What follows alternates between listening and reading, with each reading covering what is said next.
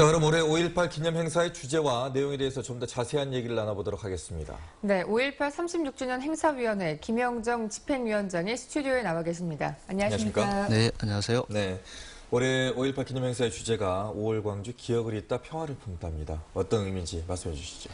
예, 뭐 잘 아시다시피 그 5.18 역사 왜곡에 대한 그 우려가 심해지고 있습니다. 그래서 우리가 5.18 민중항쟁을 더욱 또렷이 기억하겠다라고 하는 저희의 의지를 담았고요.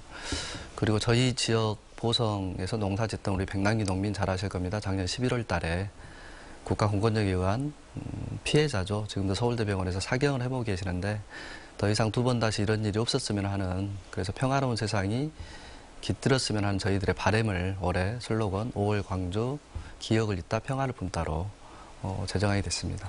네, 지난 3년 동안 기념식에서 임을 위한 행진곡 재창을 놓고 여러 가지 파행을 겪었는데요. 올해는 기념단체와 이 5.18 단체, 그 기념식의 참석 여부가 궁금합니다. 예, 뭐 저희들이야 기념식 참여를 하고 싶죠. 참여해서 우리 5.16 영령들과 정중하게 차분하게 기념식을 모시고 싶습니다. 특히 우리 5.16 유가족들에게는 그곳에 부모, 형제, 자식들이 있는 곳이기 때문에. 하지만 보수 정권 들어서 특히 현재 보훈처가 그걸 가로막고 있는 거죠.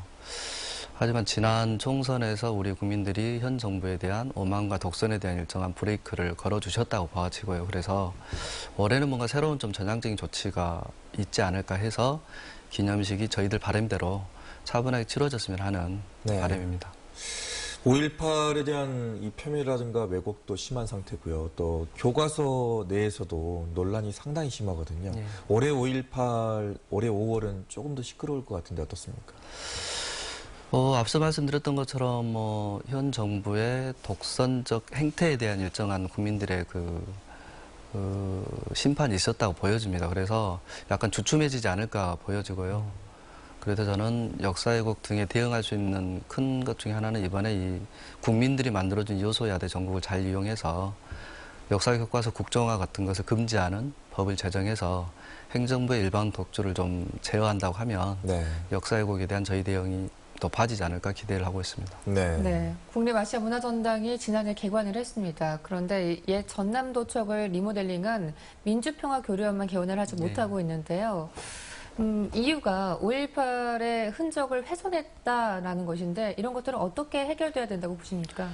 그 아시아문화전당이 5개 원이 있죠. 거기서 민주평화교류원은 유일하게 그 5.18 사적지를 현장을 보존해서 그대로 하기로 한 거고, 또한 그 내부의 콘텐츠가 5월 항쟁 10일간의 기록을 담은, 정확한 이름이 기억이 안 납니다만 열흘간의 납입대가 될 거예요. 즉 항쟁의 기록을 하는 곳인데, 그러하면 당연히 역사적 현장이 보존되어야 함에도 불구하고 과거 도청 별관 논란에서 보듯이 문광부가 지역민들의 뜻을 여전히 수용하고 있지 않다고 봅니다. 그래서 지금이라도 시민군의 상황실, 방송실, 그리고 현재 도청 본관과 별관을 연결해서 옛 모습을 그대로 좀 복원해 줬으면 하는 바람입니다. 올해 5월을 맞는 그 느낌을 시민들과 어떤 것을 좀 교류하고 싶으신지 끝으로 말씀해 주시죠. 그 올해 슬로건에서도 잘 드러나 있다고 봅니다.